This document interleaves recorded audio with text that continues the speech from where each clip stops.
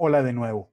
El día de hoy vamos a hablar sobre herramientas de Lean Manufacturing para su uso en la solución de una problemática previamente identificada. Y bien, vamos a ver hacia dónde vamos, ¿verdad?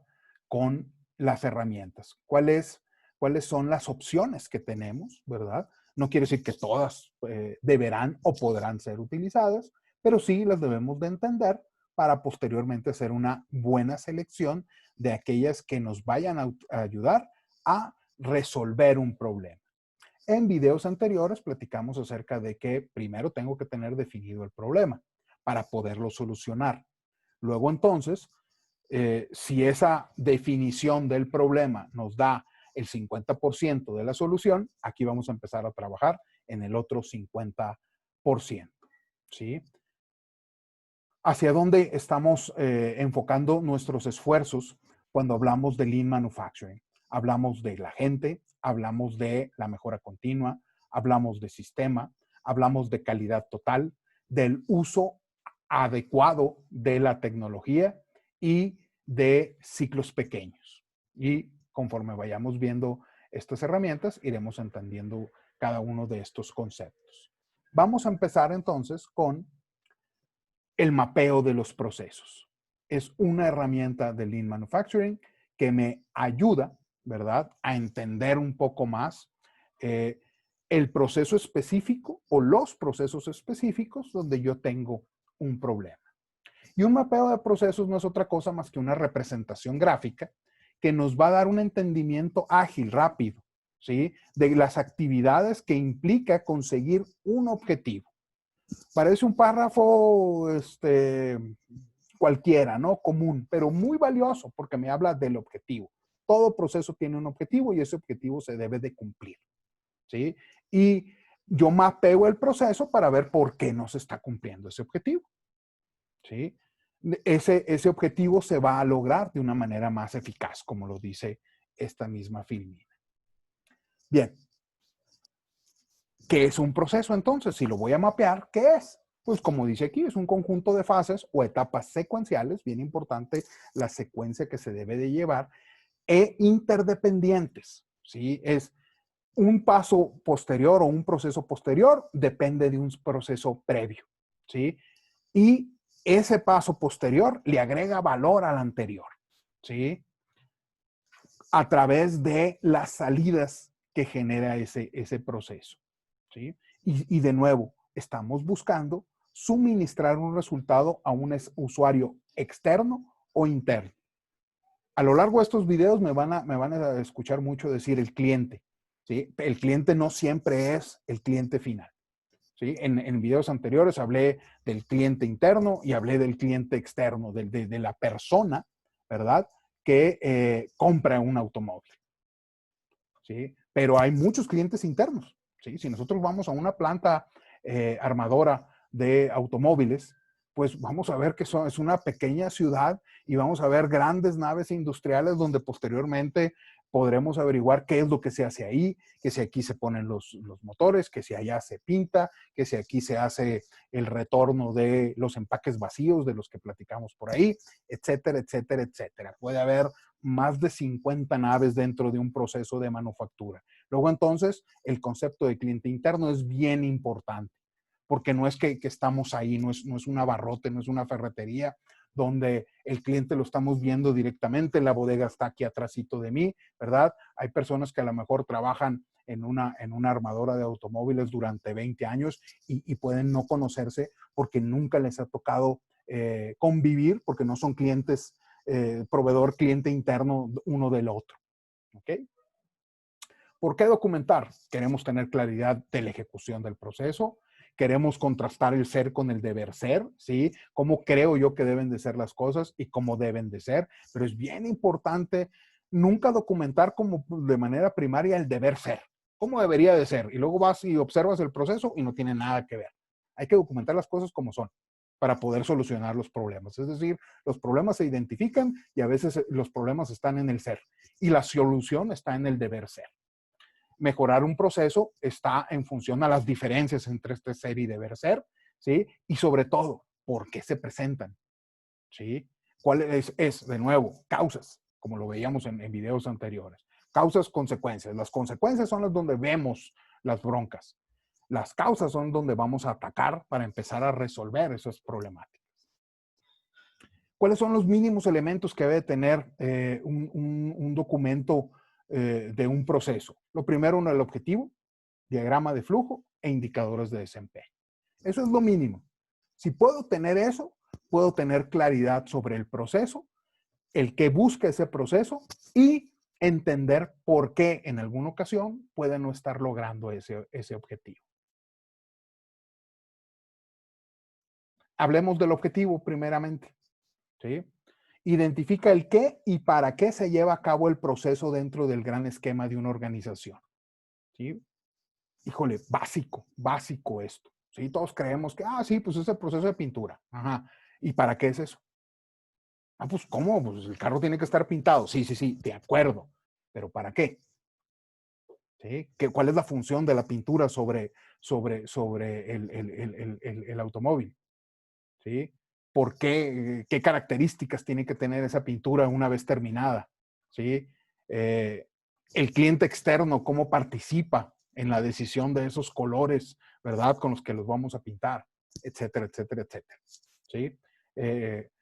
Un objetivo, ¿qué características tiene que tener? Concreto, ¿sí? No hay que tener líneas y líneas y líneas de definición de un objetivo. Si puedes definirlo en 3, 4 líneas, tienes un buen objetivo. ¿Por qué? Porque es fácil de leer, porque es fácil de que tu cerebro lo procese y lo entienda. Congruente con lo que estás observando a tu alrededor. No te brinque y dices, ¿y esto qué tiene que ver? Es realizable, se puede ejecutar y es medible. El ser medible lo hace mejorable. ¿Sí? Si no sabemos cómo se mide, va a ser muy difícil que sepamos cómo lo vamos a mejorar. El diagrama de flujo, ese representa la secuencia en la que se cumple el objetivo del proceso. Fíjense cómo todo relacionado con el objetivo. ¿Qué pasos realizo en secuencia para obtener la consecuencia que yo quiero, que es el cumplimiento del objetivo, donde debo identificar el tipo de actividades y los responsables? ¿Sí? Nada de que todos somos responsables de todo. Cuando todos somos responsables de todo, nadie es responsable de nada. Grábense eso, chavos. Hay algunos elementos, ¿verdad? Hay muchas formas de diagramar, ¿verdad? No se trata de que aquí veamos todos. Vamos a hacer una revisión muy básica, ¿verdad? De cómo puedo yo documentar un proceso. Lo que quiero saber es cuál es la secuencia, ¿sí? Los símbolos de inicio, los símbolos de final, los disparadores, las operaciones, las diferentes decisiones que se pueden tomar, los documentos, los archivos, conectores. Cuando dices, chíjole, pues ya llevo 27 pasos y tengo que seguir en el siguiente página, bueno, pues entonces uso un conector, ¿verdad? Etcétera, etcétera. Otro punto importante, dijimos, objetivo, diagrama de flujo e indicadores de desempeño. Todos son bien importantes, pero no contar con uno de ellos, es un gran problema. Yo he visto muchas documentaciones donde documentación dicen, aquí está el diagrama de flujo. Yo digo, no, pues qué bonitas actividades, ¿no? Pero ¿para qué se hacen? ¿Cuál es el objetivo de esto? Y luego, ¿cómo mido? Y esos son los indicadores de desempeño. Variables cuantificables y medibles que dejan claro lo cerca o lejos que estamos del cumplimiento del objetivo. Esa es la parte fundamental. ¿Por qué quiero indicadores de desempeño? Para saber si estoy en la zona de confort, si estoy logrando los resultados, si le estoy pegando al blanco, ¿sí? Si estoy siendo capaz de hacer lo que se espera de este proceso. ¿Sí? Y por eso son variables cuantificables y medibles. Nada de que cómo van las cosas. Bien. No, pues bien, ¿cómo lo mido? Bien.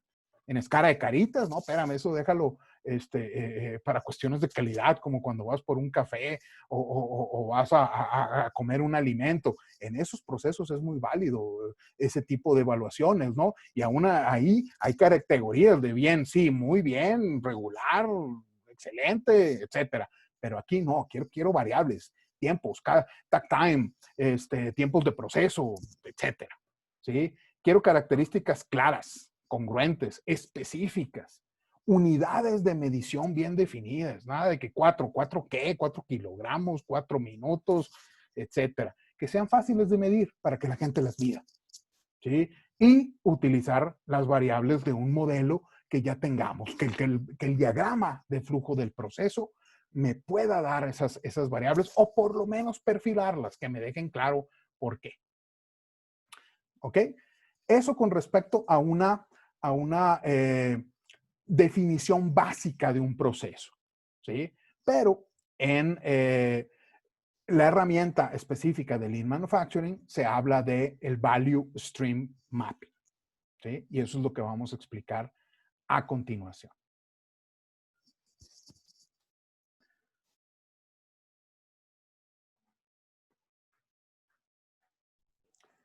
Hablando del Value Stream Mapping, un concepto bien importante es lo que dice el primer bullet. Su construcción es trabajo de equipo. La documentación anterior podías hacerla tú, es decir, tú solo observando un proceso, ¿sí? Entrevistando a los participantes dentro del proceso. El Value Stream Mapping no es tampoco una cosa que se inventó hace poquitos años. En mis tiempos, sí, por ahí en los 90s, cuando yo estudiaba la carrera, le llamábamos la dinámica del papel café. Nos llevábamos ese papel como el de las tortillerías, ¿verdad? Pero así, unos tajos grandototes, y los pegábamos alrededor del salón o la oficina donde íbamos a trabajar. Porque ahí las personas iban a ir pegando los documentos que ellos iban generando en cada una de las etapas del proceso. E invitas a todas las personas que están involucradas en el proceso para que se lleven la información que ellos generan. ¿Sí? Eso es lo más valioso, valga la redundancia, de un Value Stream Map, que lo haces de forma participativa y entonces la documentación queda en las personas que forman parte del proceso y uno está ahí como facilitador. ¿Sí? Se documenta lo que realmente sucede, eso es importante. El ser, ya lo comenté brevemente, no el deber ser. ¿Sí? Y usualmente se documenta desde el proveedor al cliente de un producto o familia de productos. Es decir, vamos haciendo ese Value Stream Mapping de el proveedor hacia el cliente. Y recuerden, estamos hablando no solamente del primer proveedor, de los Tier 1, ¿verdad? De aquellos proveedores que están fuera de nuestras instalaciones y del cliente final, que es el que compra el automóvil. No, estamos hablando de toda la cadena, ¿sí? De toda la cadena. Clientes, proveedores, inclusive y mayormente los internos. ¿Cómo vamos a elegir ese producto o familia de productos? Cuando hablo de familia de productos, ahorita vamos a especificarlo más, es ese conjunto de piezas, ¿verdad? Que conforman una pieza mayor, por simplificar la definición. ¿Cómo lo vamos a elegir? ¿Vamos a hacer el Value Stream Map de toda la cadena? No, vámonos por aquellos que ya sabemos que requieren mejora. Es muy importante y muy valioso para la compañía en términos de su función o en términos de su valor económico. Tenemos una alta probabilidad de éxito de, una vez mapeado el proceso y corregido sus problemas, podemos tener éxito en la cadena completa, ¿sí? O puede ser base para la mejora de otras familias o de otros productos o de otros procesos. ¿Sí? Se puede documentar en esas dimensiones. Por ejemplo, cuando hablamos de familia de productos, pues tenemos los productos, tenemos los procesos y aquellos productos que pasan por procesos similares se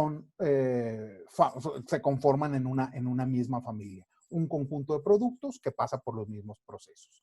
Sería una manera simple y sencilla de definir. Y una matriz de este tipo nos puede ayudar a identificar esas familias. También está en las metodologías de técnica de grupos, algoritmos que nos permiten llegar a la definición de familias. De ser necesario, las veríamos en alguna asesoría posterior, ¿verdad? En caso de que se requiera. Sobre todo cuando manejamos muchísimos productos, como es el caso de los automóviles, es sencillo hacer esto. Y tenemos preparada una dinámica donde vamos a hacer un poquito lúdico esto, pero que nos va a servir muchísimo para entender esta parte del Value Stream Map y de la gran cantidad de productos que podemos tener. Muy bien. Suficiente de haber hablado así de manera general del Value Stream Map. Aquí pueden ver ustedes cómo se va estructurando ese Value Stream Map. y bien importante hacerlo, híjole, en dimensiones donde toda la información que nosotros tenemos, ¿verdad? Nos sirva.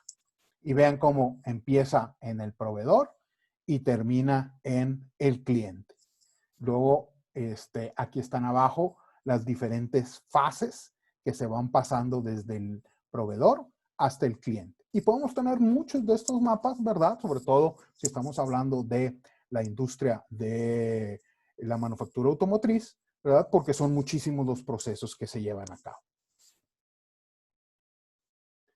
Primero, lo primero que tenemos que hacer es agregarle el flujo de información, ¿sí? La diferencia básica entre un Value Stream Map y otras técnicas es que le pone información y secuencia. ¿Sí? Hay muchas formas de documentar. Están los modelos dinámicos donde también se ve esta información, pero no se ve en secuencia. Y ese es un plus que, de acuerdo a lo que estemos buscando, ¿verdad? Tiene el Value Stream Map.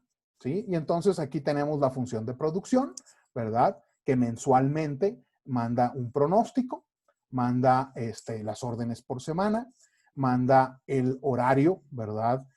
Semanal. El cliente nos da un pronóstico de 30 días y esto es información de un ejemplo, ¿no? No crean que esto es para todos los casos. Nos da las órdenes diarias y así vamos colocando la información, ¿sí? La producción a través de un Enterprise Resource Planning, ¿verdad? Nos da el horario diario de envíos, ¿sí? Y ese es un ejemplo de cómo se puede ver. ¿Ok? Muy bien. También es importante meterle información al proceso.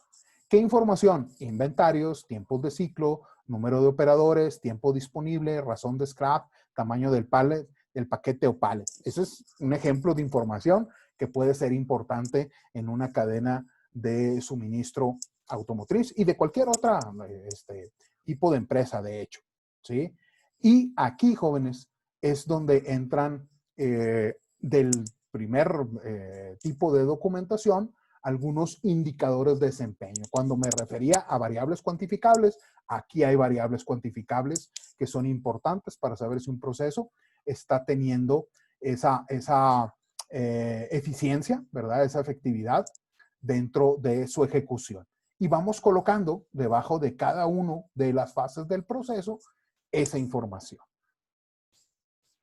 Después le damos análisis a esa información buscando establecer la secuencia temporal de ejecución de cada proceso para establecer cuál es el tiempo entonces de toda la fase desde que empieza desde un proveedor, que puede ser el proveedor base, ¿verdad? O los proveedores base, o de un proveedor interno hacia un cliente, que puede ser el cliente final, o un cliente interno. Queremos mostrar cuánto tiempo permanece el inventario en el sistema, muy importante, porque los inventarios generan costos a través de los almacenes. Cuánto tiempo pasa un producto en proceso para conocer nuestras verdaderas capacidades, no las planeadas, sino las que estamos ejecutando. Y no es porque el plan no sirva, sino porque queremos conocer qué tan lejos estoy de ese plan para poderme adaptar a eso. Y conocer cuántos días de inventario tenemos para saber cada cuánto colocar una orden a nuestro proveedor interno o externo, ¿verdad? Y en esa pequeña frase que yo la dije muy rapidito, puede haber toneladas de situaciones problemáticas dentro de una empresa. ¿Por qué? Porque imagínense, cuántas piezas no tiene un automóvil, cuántos proveedores manejas, cuántos lead times tienes que estar monitoreando, cuántos tiempos de entrega, cuántas diferentes rutas, ¿verdad? Etcétera, etcétera, etcétera. Muy bien. Y después del Value Stream Map, ¿qué sigue? Pues hay que crear un Value Stream Map de estado ideal. ¿Se acuerdan que empezamos por decir, vamos a establecer un Value Stream Map del ser y nos vamos a olvidar del deber ser? Bueno, pues una vez que estableciste el ser, ahora vas a trabajar con el deber ser. Y bien, pues hasta aquí este video. Espero que les haya servido como una idea general de cómo establecer un value stream map. Y pues bueno, pues muchas gracias por su atención y nos vemos en la próxima.